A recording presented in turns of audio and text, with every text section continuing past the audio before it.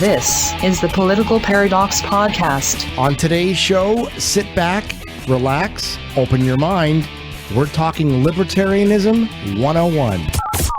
Your Political Paradox starts now.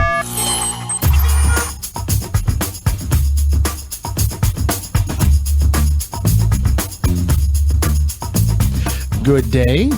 Welcome to the Political Paradox Podcast. I am your host, Paulie Tsai. You can catch us online at politicalparadox.ca. That is the home of this podcast and the accompanying blog as well. A weekly podcast that we take a look at news stories from Canada and around the world. Although today we're doing something a little bit different. I mentioned this at the end of last week's show, and I thought it was a great idea. So what we're doing today is Libertarianism 101. So if you've been listening to me over the last couple of weeks, or last few weeks, really, this is actually our 7th episode already. So this is Political Paradox episode 007. And so if you've been listening to me over the last 6 weeks, perhaps you may be confused by some of the stuff that I've said. Now, the purpose of this podcast, by the way, is to introduce people to the world of libertarianism. If you're interested in it, or perhaps you're a conservative who really does want smaller government and aren't sure on some of the issues, are you a libertarian? Because a lot of people, I think, are libertarians. They just don't quite realize it. So as I've been talking over the last 6 weeks or so, I'm sure there's a few people out there who are, rather perplexed, thinking, well, what do you mean the Canada-US price gap is caused because of too much government regulation? Wouldn't it be, you need more government regulation to make sure that companies don't price gouge us? That sort of stuff. So I'm going to go through a number of areas today, and today's show is divided up into 5 sections. The first section is government regulation. Then we're going to talk about monopoly. That is going to be followed by capitalism. Then we're going to move on to government spending. And finally, I'm going to have some libertarian resources for you. So if what I've said is interesting, I'm going to direct you to some libertarian resources, people who I find very... not only inspiring, but people who convey the message of libertarianism very succinctly and very clearly. So let's start with the first part, which is government regulation. The typical thought says we need government regulation to clamp down on big business. Without government regulation, consumers would be abused, prices would be sky high, and we'd all be drinking orange juice laced with bleach. Well, libertarians believe that government regulations like this are almost redundant, because if you think about it, it is in a company's best interest to look out for the good of the business. In other words, if I'm running an orange juice company, I'm going to go over and beyond and make sure that my orange juice isn't laced with some, toxic chemical. Because if it is, my name is going to be mud, right? I'm going to get a bad reputation and I'm going to risk going out of business. So in a free and open market, reputation keeps people honest. And all the government regulation in the world isn't going to change the fact that I shouldn't be having any kind of toxic chemical in my orange juice anyway. And if I do, I deserve to suffer the consequences of that and go out of business. Now, what about drugs? Now, there are some people who believe that the government needs to regulate which drugs come onto the market, particularly the prescription drugs, because, some drugs have been known to cause birth defects and heart attacks and all that. And, government needs to step in and regulate which drugs make it into the market. The most famous case of this, it was in the early 1960s, a drug called thalidomide. Now, this drug was marketed in Europe in the early 1960s to women who were pregnant and were experiencing severe nausea. And this drug helped calm the nausea during the first trimester of pregnancy. But what they quickly found out is that this drug was causing birth defects. So the U.S. government, seeing what was happening over in Europe, didn't allow that drug to come on the market. Now, it was available here in Canada for a couple of years. In fact, it was available here in Canada until early 1962, well after most of the world had already banned it. Now, I suppose that was a good example of the government keeping bad drugs off the market. But we don't think about it the other way.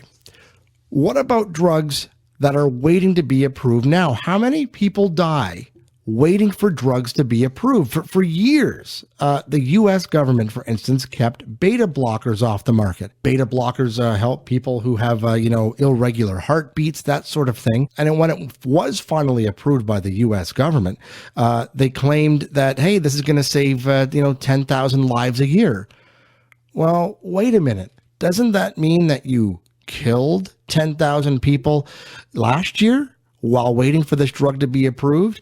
Every year, from the time that, a drug is discovered to the time that it's approved, people could end up dying waiting for the drug to be approved. I mean, and who is the government to say what drugs you're allowed to take? If you're terminally ill with cancer and there's no drug on the market that appears to be working for you, you'd be willing to try anything. I mean, think of the alternative. So the government has no right to tell an individual what drugs they can or can't take. If they want to take them because this might be their only hope for survival, then I think it should be their right to do so.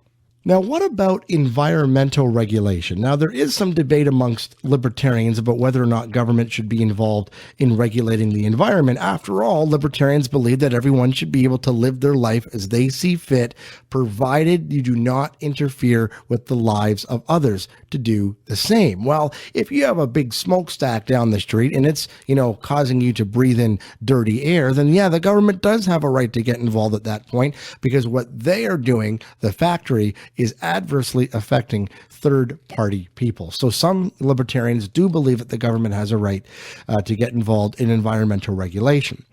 There are others who believe, such as Professor Walter Block, that you don't need environmental regulation because we have the court system. And so companies are going to take it amongst themselves to regulate themselves because, they're not going to want to be hit with class action lawsuits. That's where I lean a little bit, that, if the courts did their job and actually protected private property rights, you wouldn't need environmental regulation. But that's just me. As I said, there is some debate amongst libertarians on this issue.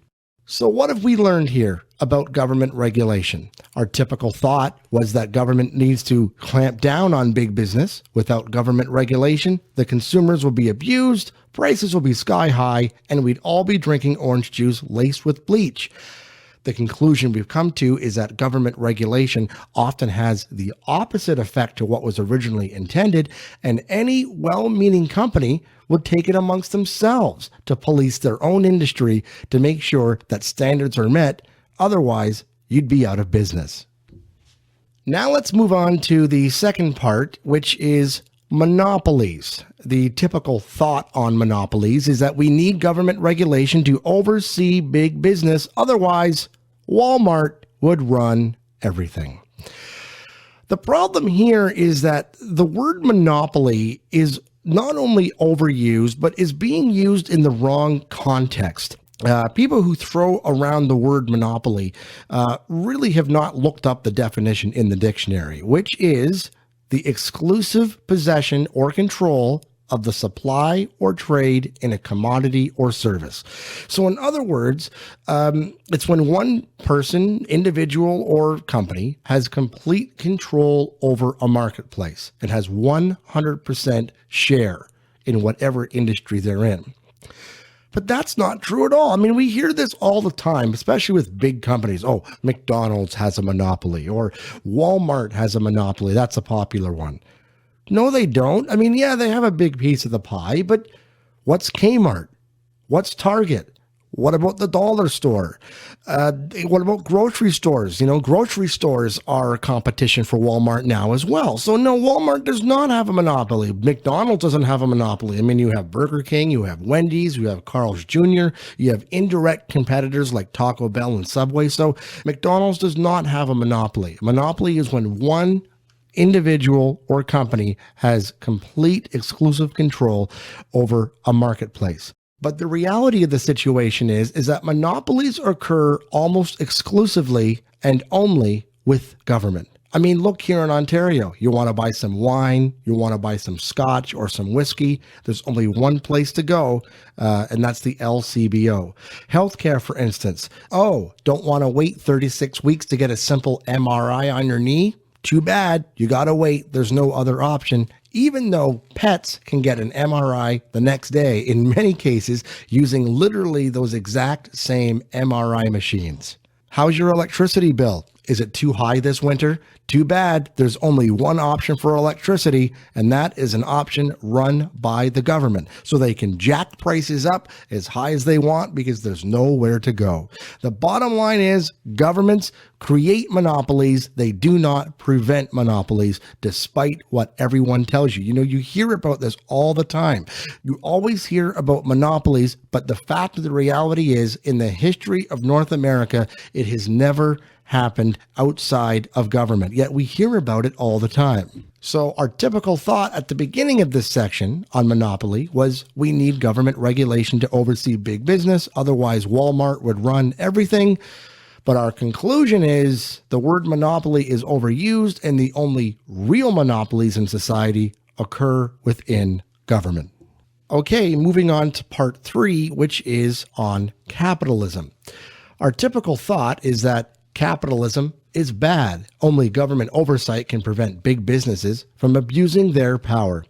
If you were to interview 100 people on the street, do we live in a capitalist country? I'm willing to bet that a majority of people would say yes. The problem here is that we don't live in a capitalist country.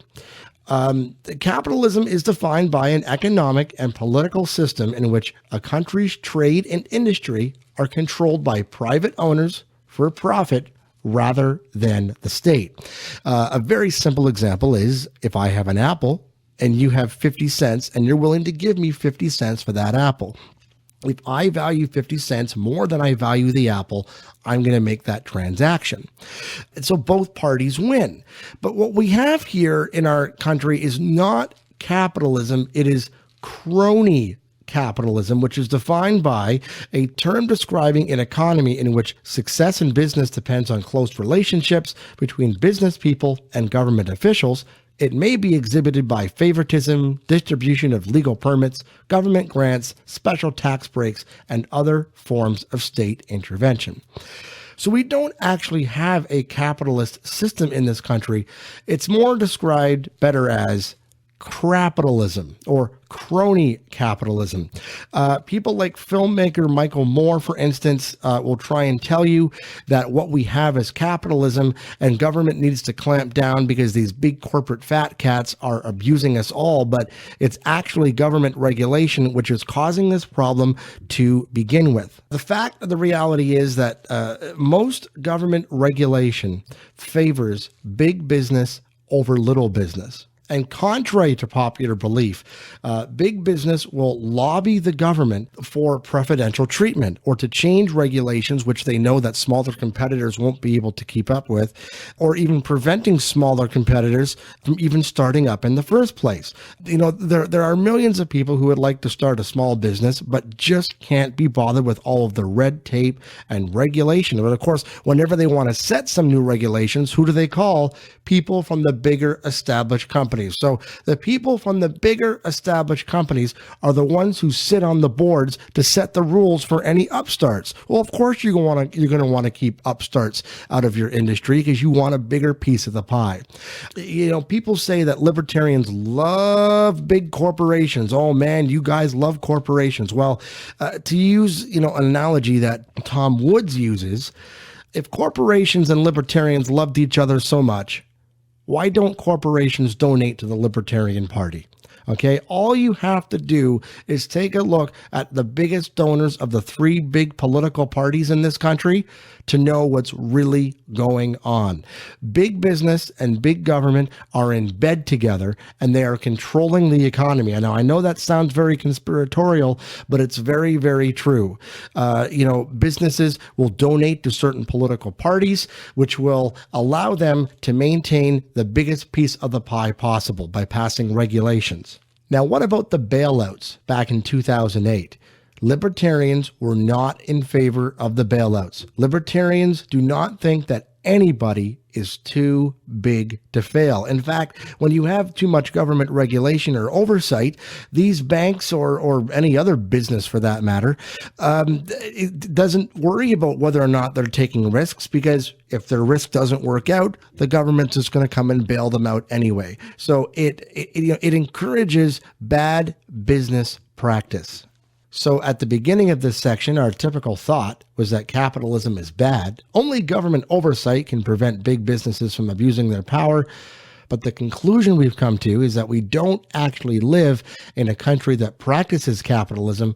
What we think is capitalism is actually crony capitalism brought on by bad government policy.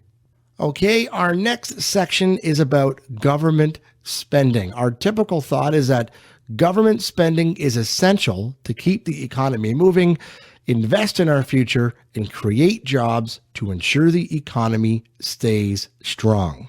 Now, I talked a bit about this in the very first episode that we did of the Political Paradox podcast, where I talked about what exactly is a libertarian. But I will, kind of restate the points here that because government doesn't have any of its own money, every dollar that government spends is a dollar that's not spent someplace else. The government doesn't have any money. Okay, it only gets money when it reaches into your pocket and takes it out.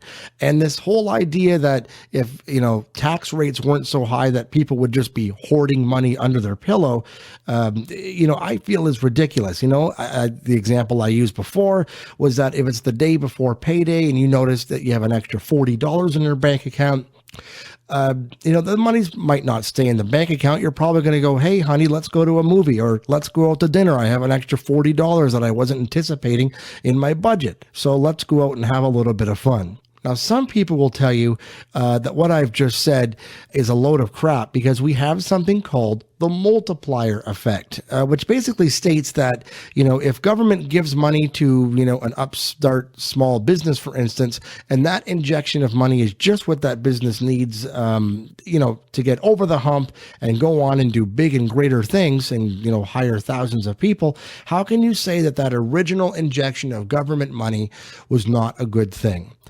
But what we're forgetting here is that whatever that statistic is, 5 out of 6 small businesses fail within the first 5 years. So what about money that was given to those small businesses? They just ended up going belly up anyway.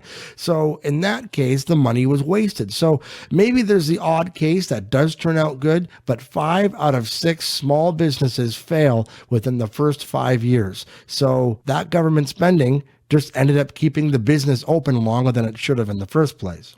Another aspect of failed government spending can be explained by something called the broken window fallacy. Are you aware that there are some people out there who think that the terrorist attacks on September 11th, 2001 were actually a good thing for the economy? New York Times columnist Paul Krugman, for instance, was one of them, said, hey, if there's any good that can come from this, is that jobs will be created while we rebuild the World Trade Center site. People who have that attitude towards the economy, that, the 9/11 attacks were actually a good thing for the economy, you gotta have something, messed up going on in your head to, exploit the lives of all the people who died, in the World Trade Center attacks. Come on, really?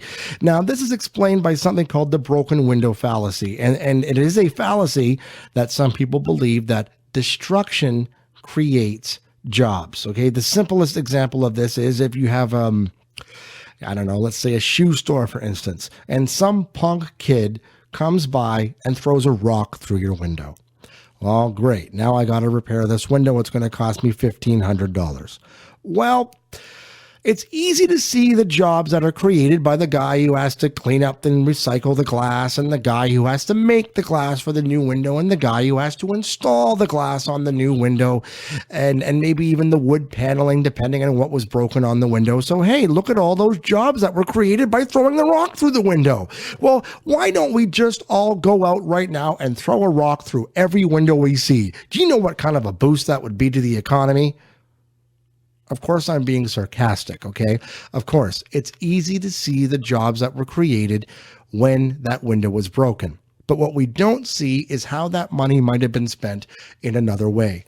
Maybe the shoe store owner would want to, buy a coffee maker for his employees, or even his customers, offer his customers free coffee. Maybe he was going to order a pizza. Maybe he'd buy a new suit jacket. Maybe he'd put part of that money for an expansion on either his business or, his house or whatever. So it's easy to see what was spent. It's not easy to see what wasn't spent. So this goes back to my original point that because there is not an unlimited supply of money out there, money that is spent in one location is obviously taken at the expense of not being spent at another location. You'll hear on the news all the time that, whatever festival that your town held last summer brought in X number of dollars to the economy.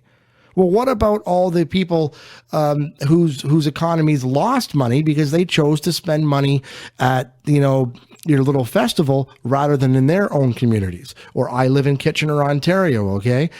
Kitchener loses money every time that I choose to go to Toronto and spend my money there. You don't hear about how much money is lost, okay? So all we're doing with government spending and job creation and, subsidies or whatever, all we're doing is we're moving money from one hand to the other hand, and we're calling that a job creation program. I call that a magic trick, and a pretty crappy magic trick at that. So our typical thought at the beginning of the government spending part here was that government is essential to keep the economy moving, invest in our future, and create jobs to ensure the economy stays strong.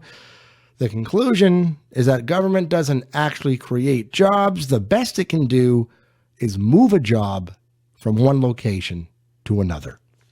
And I want to close off the show today with some libertarian resources. If what I've said over the last 20 minutes or so sounds intriguing and you want to learn more from people who, can really explain the ideas of libertarianism and liberty very easily, there's a few things that you should check out. One is a book. The book came out in 1946, but it's still relevant today. Economics in One Lesson by Henry Hazlitt. It's a very easy read, a very quick read. In fact, the first chapter in that book is what I was talking about earlier, the broken window fallacy. So Economics in One Lesson by Henry Hazlitt. One guy who explains libertarian ideas very easy is a guy named John Stossel.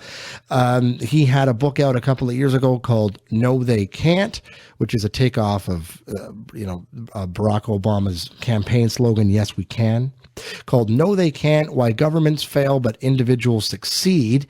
That is a good introduction to libertarian ideas, but quite frankly, if you can get a hold of Stossel's 2004 book called Give Me a Break, which is basically his autobiography of him working in the media and how he started out as a consumer reporter and, he used to be, like a left-leaning liberal, and how he transitioned to libertarianism. I actually find that his 2004 book, Give Me a Break, packs a much better punch per page than his No They Can't book. It's a lot shorter, and No They Can't, honestly, I find there's a little bit of downtime in that book, but his Give Me a Break book, there's information, and really good information on every page. So John Stossel, either No They Can't or Give Me a Break, his book from 2004. YouTube is a great resource. Of course, the internet in general is a great resource, but a couple of my favorite YouTube channels, which I check out all the time, and I'm always learning new stuff from. One is Learn Liberty, and I'll post a link to all of these in the show notes page at politicalparadox.ca. But Learn Liberty, you can also go to learnliberty.org, where they have all of their videos categorized, by category, government spending, economics, history. There's lots of great stuff. The Learn Liberty YouTube channel. I would also recommend the Reason TV YouTube channel. This is the the YouTube channel of Reason Magazine, which you can also find at reason.com. Lots of great libertarian articles there, but Reason TV, their YouTube channel, puts out some great stuff.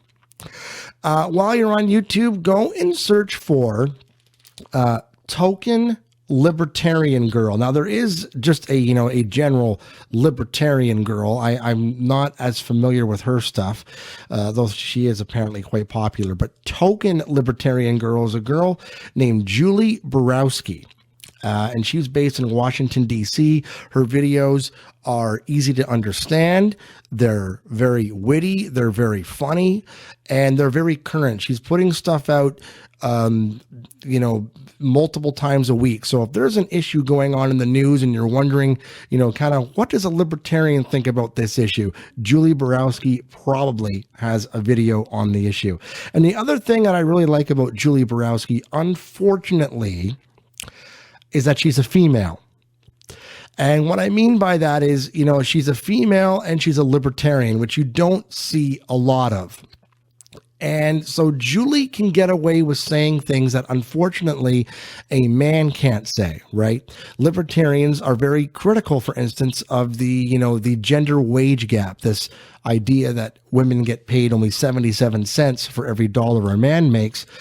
But here is a woman, Julie Borowski, who is also very critical of the gender wage gap and gives legitimate reasons why she doesn't think, as a libertarian, the gender wage gap exists. Now, this must drive feminists crazy because, if it's a man saying these things, he's a pig and he's anti-woman and, he's just, but you can't say that about a woman. So I like that Julie can often get away with saying things that unfortunately a man can't say. And then two other people who I really enjoy their work. A guy named Tom Woods. He has a daily podcast you can check out at tomwoodsradio.com, just how it sounds, tomwoodsradio.com. He has lots of great stuff on YouTube as well. A lot of his lectures are up there. All of his podcasts are up there as well. He does as I mentioned, a daily podcast. It's only about 20 minutes long. So, you can listen to it, while you're walking around or while you're driving to work or whatever. Another guy I actually really enjoy is, and I think I mentioned him earlier in the show, Professor Walter Block. His stuff is very easy to understand. Check out his stuff on YouTube as well. And he used to be a left-leaning liberal type, and he was converted to libertarianism. So, yes, very, very cool. So check out those guys. And again, I'll have links to all of those on the website in the show notes at politicalparadox.ca. That brings us to the end of another episode of the Political Paradox podcast. You can find us online at politicalparadox.ca. I am your host, Paulie Sai. And by the way, if you have any questions for me or comments on this episode or any other episodes I've done, send me an email, Paul, P-A-U-L, Paul at politicalparadox.ca. And, maybe... I'll read your email on the show, or if you have an article or something that you think I might be interested in, check it out. Email me, Paul at politicalparadox.ca. We'll be back next week with our normal look at news from Canada and around the world. But I end with this quote from my inspiration, Harry Brown. Whatever the issue, let freedom offer us 100 choices instead of having government force one answer on everyone. Have a good week, everybody. Talk to you next week.